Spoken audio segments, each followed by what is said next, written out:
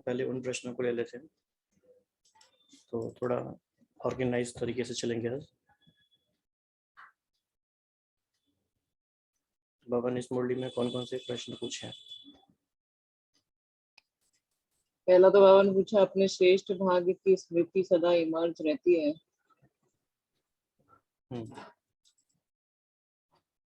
तो पहला है भाग्य की स्मृति। ओके। सेकंड, लकीर खींचने आता है कि नहीं आता है, मतलब वैसे भाग्य की रेखा में ही आ गया वो, बट वो भी पूछ रहे थे। लकीर होता है। ओके, ठीक है। पुरुषार्थ की मेहनत अच्छी लगती है या प्रारब्ध वाले बनेंगे? ओके, मेहनत या प्रारब्ध। कितने क्वेश्चन कब दिखाएंगे? नहीं, एक साथ तो नहीं निकाले। कब दिखाएंगे वो भी पूछा बाबा ने। क्या क्या कब? अरे ये जो प्रारब्ध वाला पुरुषार्थ अच्छा, अच्छा लगता है या प्रारब्ध वाले बनेंगे, तो कब करके दिखाएंगे? ओके, ठीक है। नेक्स्ट क्या है? फिर देते रहो, देना आता है या सिर्फ लेने आता है?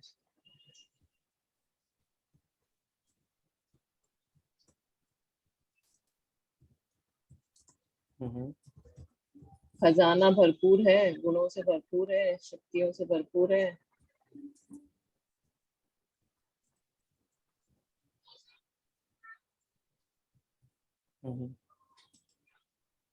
तो देते क्यों नहीं?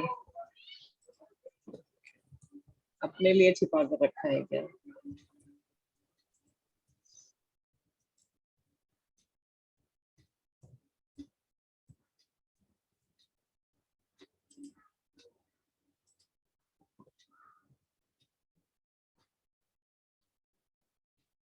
और भी है क्वेश्चंस? हाँ जी, मतलब ऐसे तो बाप दादा क्या चाहते हैं ये पता है, मतलब वो भी एक बाबा ने क्वेश्चन पूछा कि पता है बाबा क्या चाहते हैं ना, इतना सब बता दिया बाबा ने, फिर पता है बाबा क्या चाहते हैं। और एक बाबा ने पूछा, गोल्डन जुबली मनाई? गोल्डन जुबली तो मना ली है, लेकिन अभी भी डायमंड बन रहे हैं। अच्छा, ठीक है। ये तो डायमंड जुबली का साल था। ओके, सॉरी, डायमंड जुबली बोला बाबा ने। डायमंड जुबली बोला ना? अच्छा, सही पकड़ा है हमने। बाबा से जिगरी स्नेह है या ऊपर ऊपर का स्नेह है? हाँ, ये क्वेश्चन अच्छा है। कहाँ पर बैठे हो, बाबा के दिल पर या कुर्सी पर दरी पर बैठे हो?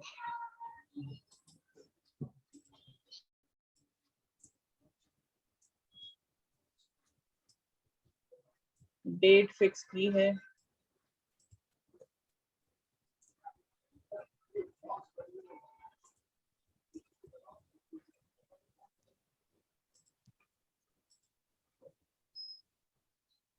सदा अपने श्रेष्ठ भाग्य की रेखा स्मृति में रहती है तो कभी मर्ज रहती है व सदा ही इमर्ज रहती। फिर बाबा इसी में कनेक्शन में फिर कहते कि श्रेष्ठ भाग्य की रेखाएं इमर्ज होनी चाहिए या मर्ज होनी चाहिए। ओके,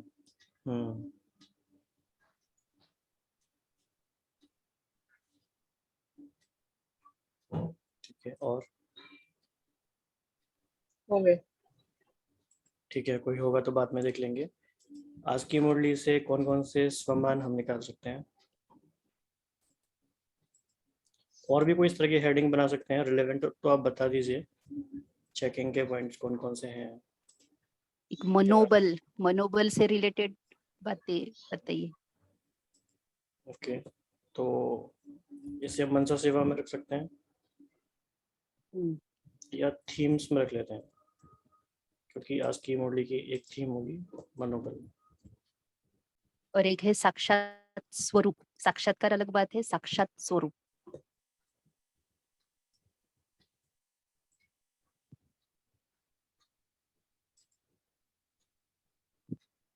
हम्म, महादाता महासहयोगी स्वमान। जी। महादाता महासहयोगी, फिर मास्टर दाता उसी में आएगा। विश्व कल्याणकारी भी कहा बाबा ने।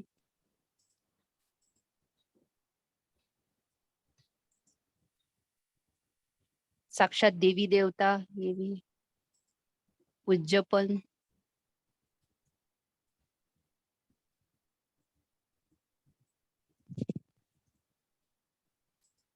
हम्म, राग दिल,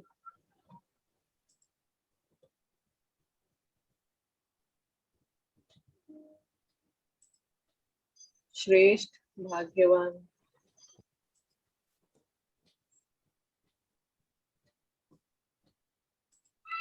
निमित्त,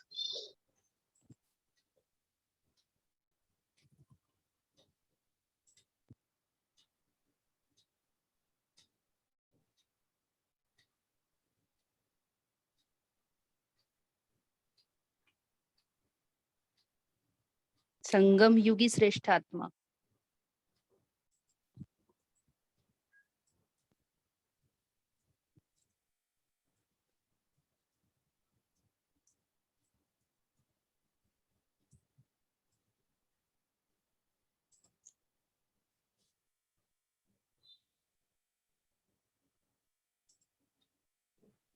ब्रह्मा बाबा के साथी,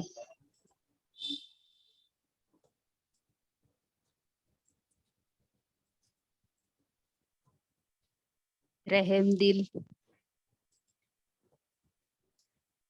आप है ना एक एक लाइन वो बोलते भी जा सकते हैं जिसमें ये बात आई है, ताकि सभी को कॉन्टेक्स्ट भी क्लियर हो जाए। जस्ट वन लाइन जिसमें ये बात, जहाँ से आप ये उठा रहे हैं। हाँ, रहम दिल बन, अपने गुणों का अपनी शक्तियों का सहयोग दो, इसको कहा जाता है मास्टर दाता। हाँ जी, हाँ जी, ये रहम दिल शक्ति और तो सहयोग, महासहयोगी भी बाबा ने कहा इसी में। तो महासहयोगी बनो, महादाता बनो। राइट। तो विघ्न विनाशक भी बोला बाबा ने कि संगम युग की प्राप्तियों की प्रारब्ध का अनुभव अब नहीं करेंगे तो कब करेंगे। तो वो प्रारब्ध है सर्व शक्ति संपन्न, सर्व ज्ञान संपन्न, सर्व विघ्न विनाशक मूर्त। ये अभी की प्रारब्ध भविष्य में स्वतः ही प्राप्त होगी। अच्छा।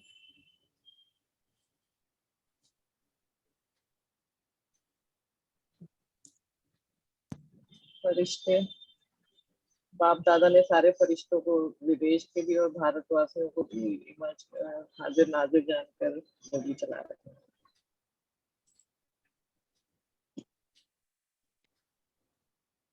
दाता के लिए बाबा ने बहुत सारी बातें बताई आज। अगर दाता बनेंगे तो दाता की भावना से आपकी रॉयल फैमिली और समीप वाली प्रजा बहुत जल्दी बनेगी।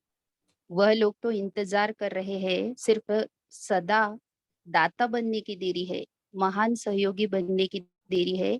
ज्यादा खजाना स्वयं प्रति व सिर्फ स्वयं की सेवाओं के प्रति लगाते हो।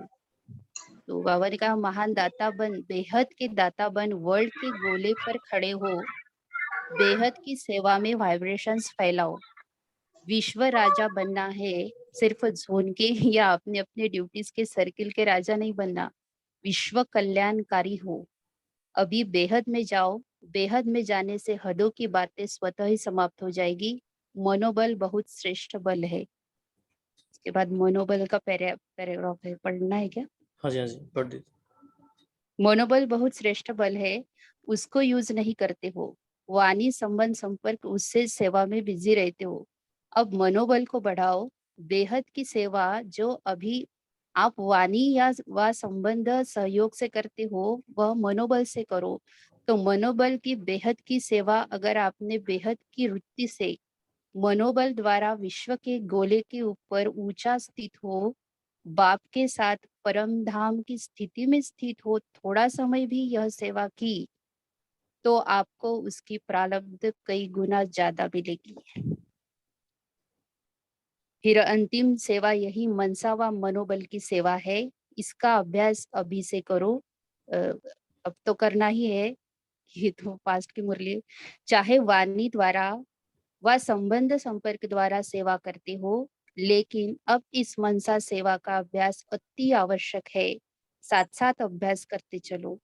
यह मनसा सेवा वही रंगत दिखलाएगी जो स्थापना के आदि में बाप की मनसा द्वारा रूहानी आकर्षण ने बच्चों को आकर्षित किया। तो ये रूहानी आकर्षण, ये भी एक कीवर्ड है आज की मुरली का। और मनसा सेवा के फल स्वरूप अभी भी देख रहे हो कि वही आत्माएं अब भी फाउंडेशन है। तो ड्रामा अनुसार बाप की मनसा आकर्षण का यह सबूत है जो कितने पक्के हैं। अंत में भी अभी बाप के साथ आपकी भी मनसा आकर्षण, रूहानी आकर्षण से जो आत्माएं आएंगी वह समय अनुसार समय कम, मेहनत कम और ब्राह्मण परिवार में वृद्धि करने के निमित्त बनेगी। वही पहले वाली रंगत अंत में भी देखेंगे। फिर आगे साक्षात स्वरूप का डिटेल है।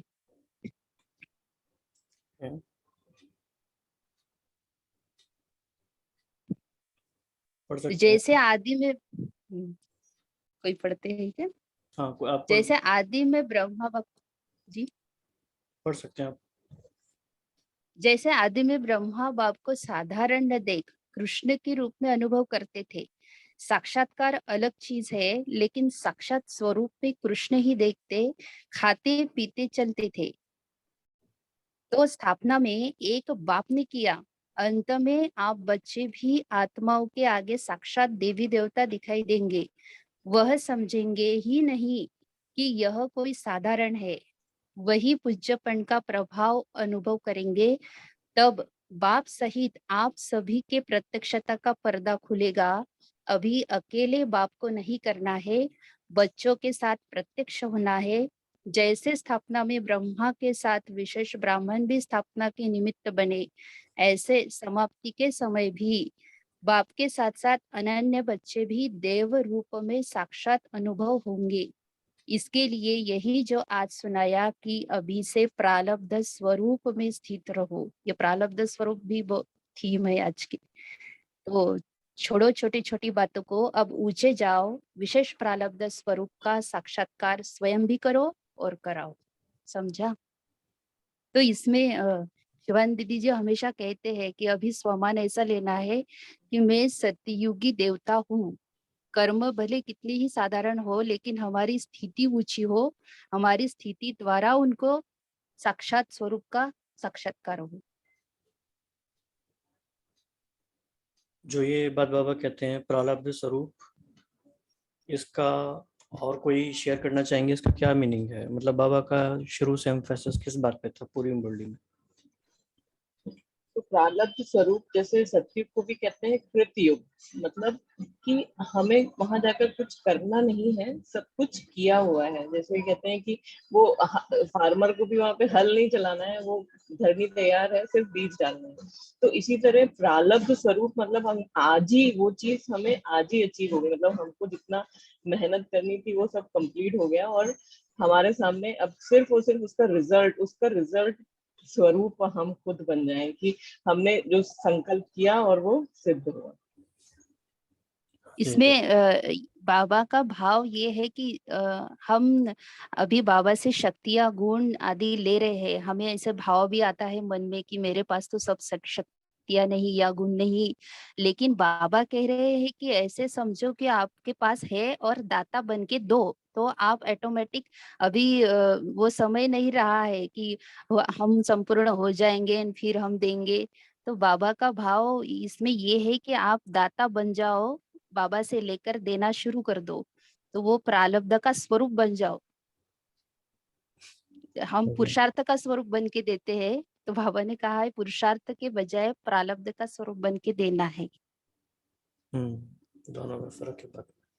एक तरह से ये प्रोग्रामिंग भी होती है एक सबकॉन्शियस माइंड में कि मैं वो हूँ, मेरे पास सब कुछ है, तो ऑटोमेटिक हम वो बन ही जाएंगे।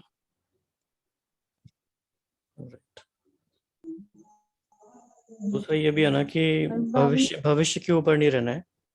जो भी प्राप्ति है या जो मुख्य प्राप्ति है वो तो अभी है। जैसे बाबा कई बार कहते हैं कि सबसे बड़ी प्राप्ति तो ये है ना कि बाप मिल गया, अब क्या चाहिए।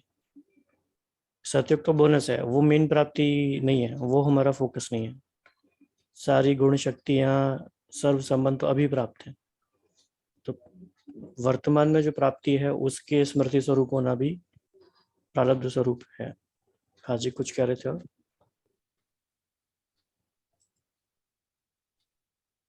कौन बोल रहे थे? यही बता रहे थे कि संगम युग में जो वर्तमान में प्राप्तियां हैं उनका अनुभव करना है। तो उसके लिए बाबा ने कहा कि पुरुषार्थ है तो पुरुषार्थ की ही तो प्रारब्ध होती है। पुरुषार्थ किया और उस पुरुषार्थ अनुसार प्रारब्ध का भी अनुभव कर सकते हैं। तो आज के बाबा ने जो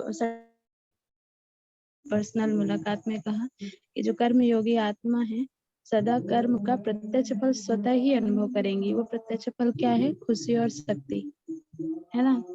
आज भी कहा कि आप कुछ श्रेष्ठ कर्म करते हैं उसका प्रत्यक्ष फल का अनुभव आप इंस्टेंट भी कर सकते हैं।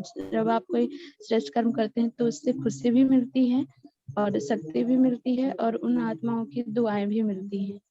तो ये वर्तमान समय का अनुभव करना है। कर्मयोगी होने की वो कसौटी भी हो गई। एक्चुअली अगर हम राइट चल रहे हैं तो हर एक एक्शन से हमें शक्ति आती जाएगी, खुशी आती जाएगी, क्लैरिटी आती जाएगी, ऑर्गेनाइज्ड होते जाएंगे, तो चढ़ती कला होगी। फिर वो प्रत्यक्ष फल भी हो गया। इससे रिलेटेड ही बाबा के महावाक्य है कि भविष्य की प्रारब्ध अलग चीज है, वह तो आपकी इस पुरुषार्थ के प्रारब्ध की परछाई है, वह तो आपके पीछे पीछे आप ही आएगी। ये कितनी बड़ी बात कही है बाबा ने। वाह, बहुत बड़ी बात है। सोचो हाँ, लेकिन जिसकी परछाई इतनी बड़ी है तो वो प्रेजेंट प्राप्ति क्या होगी, कमाल है। उसका टेंशन नहीं लेना वाले कहा कि लेकिन प्रेजेंट का आप स्किप कर देते हो, है ना। उसका अनुभव ही नहीं करते इस श्रेष्ठ कर्म का जो प्रारब्ध अभी जो मिल रहा है। कई बार ऐसा होता है ना, जैसे वर्तमान समय हमारा जीवन मान लो बहुत समस्याओं में, संघर्ष में है, तो हम सोचते हैं कि बाबा जल्दी जल्दी है ना ये संगम युग खत्म हो जाए और सत्युग आ जाए और हम सुख में पहुंच जाएं। तो लेकिन बाबा ने बताया कि इक्वेशन ये है कि यहाँ पे बहुत काल जीवन मुक्ति का अनुभव करेंगे तो ही जीवन मुक्ति में जाएंगे ना। तो यहाँ अनुभव करना है, वही तो मेन बात है पहले। वहाँ तो जीवन मुक्ति मतलब होंगे, लेकिन जीवन मुक्ति मतलब क्या है यही पता नहीं है। यहाँ हम जीवन बंधन को समझ रहे हैं, इसलिए जीवन मुक्ति का अनुभव कर सकते हैं। जी। बाबा ने कहा कि पुरुषार्थ के प्रारब्ध का अनुभव अभी हो, इसकी विधि बताई बाबा ने बताया कि मास्टर दाता बनो, आत्माओं से लेने की भावना नहीं रखो। माना यह कर ले तो ऐसा हो, यह बदले तो मैं बदलूं, ये सब लेने की भावना है। और अब देना चालू करना है, मुझे करना है, मुझे वाइब्रेशन देना है, मुझे रहम दिल बनना है, मुझे गुणों का सहयोग देना है, मुझे शक्तियों का सहयोग देना है। तो बाबा क्या कि दूसरों को नहीं देखना है। अब बाबा ने कहा कि अपनी ड्यूटी याद रखना है, जो हमें आपने पिछली मुरली में भी रिवाइज करवाई कि आपकी ड्यूटी के क्या क्या है। इसके लिए बाबा ने कहा कि मास्टर दाता बनो। आत्माओं से भी जो मिलता है वो बाप से ही मिले, उसके लिए बाबा ने बोला कि आत्माओं से भी लेना, ब्राह्मण आत्माओं को भी कैसे देना है, सहयोग देना है, दाता बन नहीं देना, क्योंकि ब्राह्मण को क्या देंगे। इसमें मनोबल, बुद्धि बल और योग बल में हम क्या डिफरेंशिएट कर सकते हैं? योग बल तो बिल्कुल ही अलग हो गया, वो तो क्लियर है ही। दोनों का उसमें ये है।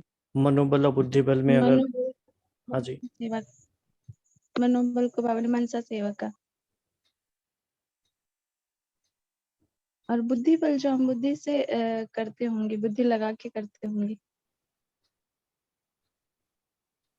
है ना, जो अपनी बुद्धि लगाते हैं, जैसे बाबा मन मत कहते हैं शायद। जैसे ऐसे भी कहा जाता है ना कि मन सोचने की शक्ति है, विजुलाइज करने की भी शक्ति है, और बुद्धि निर्णय करने की शक्ति है। हाँ, और बुद्धि निर्णय करने की शक्ति है। कोई बहुत मेजर ऐसा डिफरेंस की बात नहीं है कि इसको हम समझ लेंगे तो कुछ हो जाएगा। हमें उसके इसेंस को समझना है बेसिकली। जैसे कि शिखा बनने का कि संकल्पों की शक्ति मुख्य बात है उसमें। और बुद्धि से हम राइट जजमेंट कर पाते हैं कि कब हमें क्या करना है। तो तो बुद्धि बुद्धि को एक ज्ञान बल भी हम कह सकते हैं ना, ज्ञान के बेस पर ही हम हाँ डिसीजन लेते। राइट, जितना जितना ज्ञान आएगा, क्लैरिटी आएगी, उतनी हमारी बुद्धि क्लीन एंड क्लियर होती जाएगी। तो उसको और क्या वो छोड़े। ज्ञान से रिलेटेड ही हमारे संकल्प ऑटोमेटिक मन में क्रिएट होने लगते हैं, हाँ क्योंकि जी, मन को अभी तक डायरेक्शन ही पता नहीं था, इसलिए वो संकल्प क्या करना है यही पता नहीं था उसको, तो इसलिए वो ये हो गया दोनों ये हो गया था। राइट। हाँ जी। एक थोड़ा सा ऐसे भी ऐड कर सकते हैं क्या, जैसे कि मनोबल, बुद्धि बल प्लस मनोबल इक्वल टू योग बल। बहुत अच्छा। वैसे तो ठीक है ये बात, क्योंकि मन और बुद्धि दोनों का ही रोल है योग में भी। संकल्प भी करते जाते हैं, विजुलाइज भी करते हैं, सारी बातें होती हैं। तो ऐसे भी समझ सकते हैं कि मनोबल और बुद्धि बल दोनों की आवश्यकता है योग बल में, या फिर योग बल से दोनों ये बढ़ते हैं, इंटरकनेक्टेड है। वैसे भी जो मन का एक्चुअली भाई जी ये बात समझ जाती है कि क्यों ये वाला क्वेश्चन आया या क्यों ये वाला पॉइंट आया, कि बुद्धि जब समझती है जैसे कि ज्ञान बल आता है तो बुद्धि बल, फिर उसके बाद हमारा मनोबल बढ़ता है, तभी योग बल बढ़ता है। अगर हम योग में बैठे रहेंगे और यहाँ ध्यान नहीं देंगे ना तो योग बल नहीं बढ़ेगा। तो इसलिए ये बात आई कि इसके ऊपर, क्योंकि योग बल के लिए ज्ञान बल यानी बुद्धि बल, और फिर मनोबल, बुद्धि बल से मनोबल बढ़ रहा है, और फिर योग बल पे उसका असर पड़ रहा है और हम टिक रहे हैं, शरीर टिक रहा है। इसलिए ये बात आई मन में कि प्राप्ति क्या है, योग बल की, और योग बल से विकर्म विनाश होंगे, इसलिए समझ आया ये चीज। जैसे बाबा ने आज संडे की मुरली में भी कहा था 19 मार्च 1988 कि जैसे अमृत वेले उठ के बैठ जाते हो तो स्थान देखते हो ना, कुर्सी पे बैठना है, कहाँ बैठना है, ऐसे बुद्धि को भी इस स्थिति में स्थिति का आसन देके बिठाओ, भिन्न भिन्न स्थितियों के आसन पे बिठाओ, तो फिर योग बल भी बढ़ेगा। तो बुद्धि को बिठाना है तो मतलब वो बुद्धि का बल हो गया। तो बुद्धि किसी आसन पे स्थित होगी तो बुद्धि बल का भी रोल है फिर योग बल के लिए। तो सब कुछ इंटरकनेक्टेड सा है।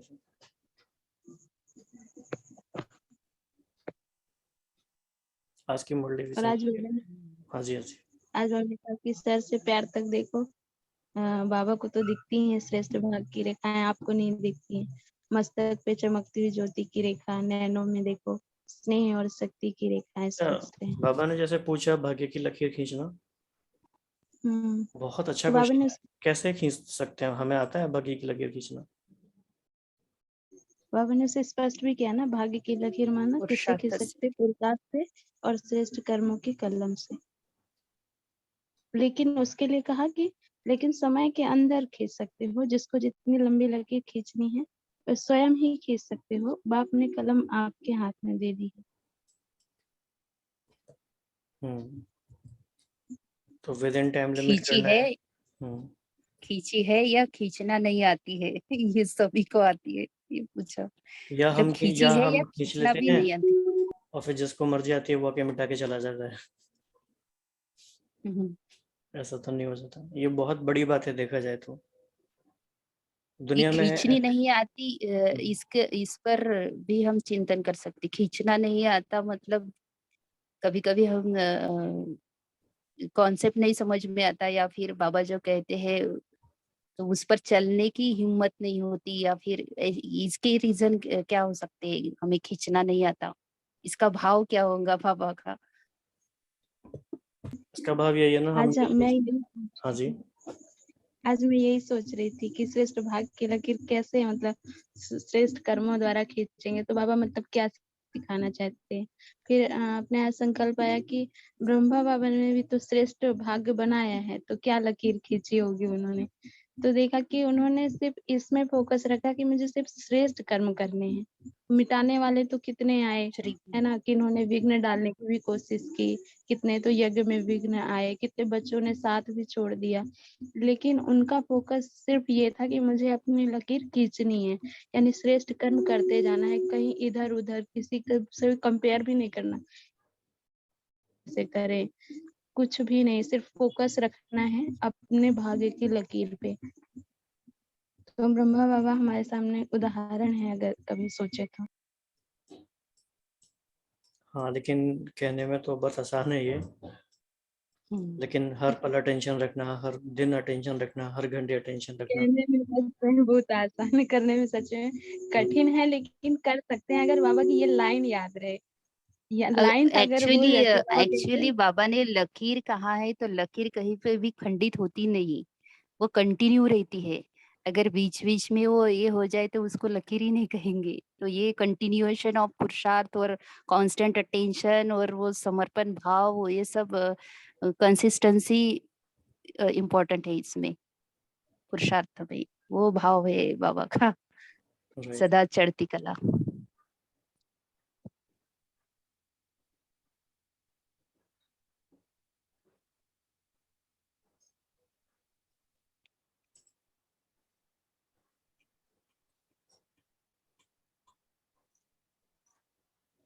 पूरे दिन में जब विस्मृति हो जाती है ना कि हम कौन है क्या है, तब जरूर ऐसे साधारण कर्म हो जाते हैं।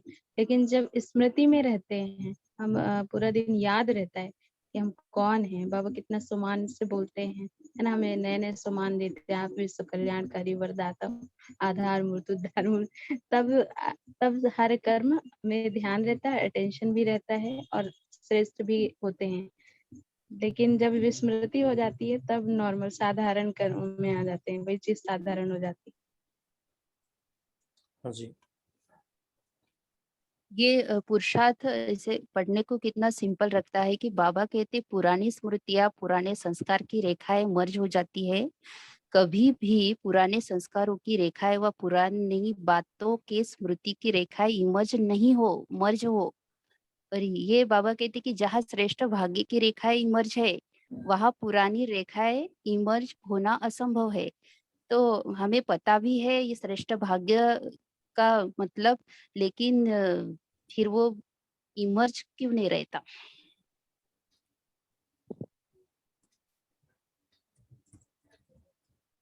हाँ जी। इस पे चिंतन होना चाहिए। इस कारण से मेरा भाग्य, श्रेष्ठ भाग्य हम भूल जाते हैं, इमर्ज स्वरूप में क्यों नहीं रहता वो नशा। ये ढूंढेंगे तो वो ऑटोमेटिक पुराने संस्कार पे मेहनत ही नहीं करनी, बाबा कहते वो तो ऑटोमेटिक मर्ज हो जाएगी। हाँ जी। ओम शांति। ओके, और कोई पॉइंट किसी का लास्ट? कोई ऑब्जर्वेशन बाबा को देख के कैसा लगा? बाबा के कोई एक्सप्रेशन? बाबा ने जो ये बोला कि अभी नहीं पूछ रहे क्रोध मुक्त हुए या नहीं, क्योंकि पहला टर्न है, पहला चांस लिया है, तो दिल शिकस्त नहीं करना चाहते। तो कितना थॉटफुल है कि एक तो इतने समय, मतलब अप्रैल के बाद नवंबर में मिले हैं, तो बाबा पहले जो, और पहले बाबा जब बोल रहे थे कि होमवर्क याद है, तो इवन आई वाज थिंकिंग क्या बोलेंगे, अभी मेरे भी दिमाग में क्रोध मुक्त ही आया था। फिर लेकिन जब बाबा ने 9 लाख वाला बोला तो इट वाज लाइक कि बाबा कुछ भूलता नहीं है। एंड ये भी बाबा ने बोला कि सब लोगों ने, देश विदेश सबने मिला के भी 9 लाख बनाए हो तो भी बताओ, उसमें भी किसी का हाथ नहीं उठा।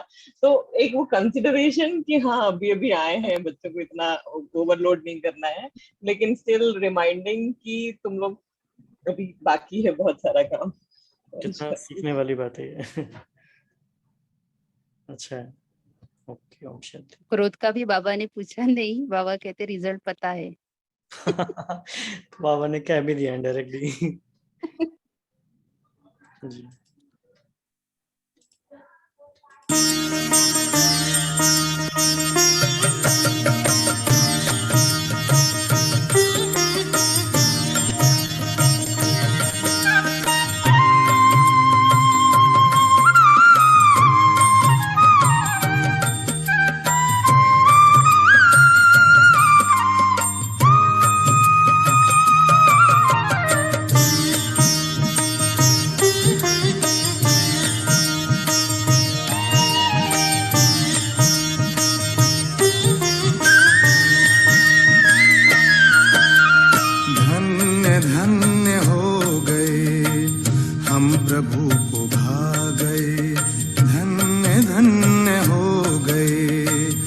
हम प्रभु को भा गए। गा रही है जिंदगी, काम उनके आ गए। धन्य धन्य हो गए, हम प्रभु को भा गए।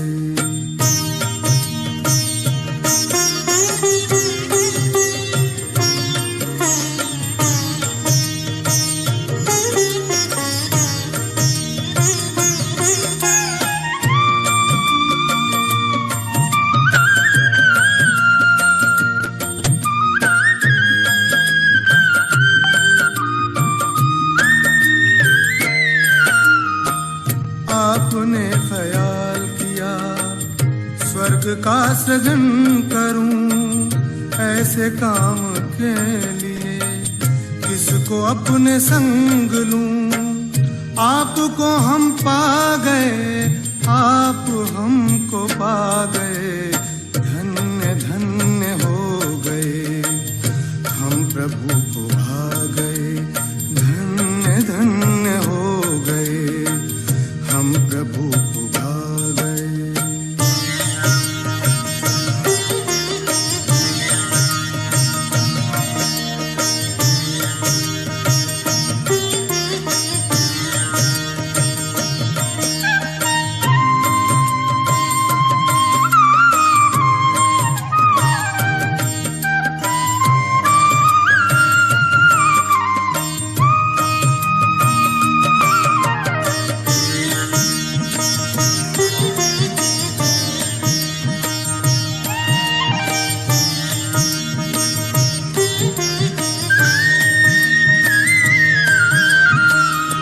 एक कदम चले हैं हम, 100 कदम बढ़ाया है।